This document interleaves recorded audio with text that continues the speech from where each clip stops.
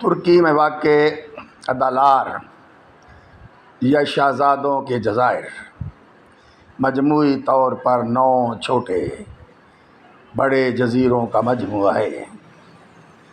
ان 9 جزائر میں سے صرف 4 آباد ہیں۔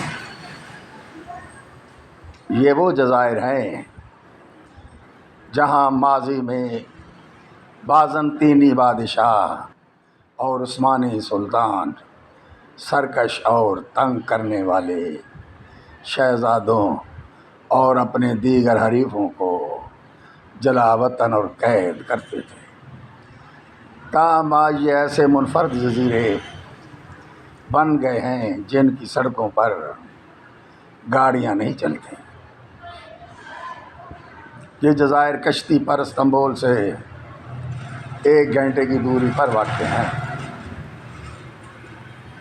مورخ بیٹنی بیوس اپنی کتاب استنبول ٹیل آف 3 سٹیز میں ان جزائر کے بارے میں لکھتی ہیں، یہاں سرکش شہزادوں کو نابینا کیا جاتا، ان پر تشدد کیا جاتا اور قید و جلا وطن کیا جاتا۔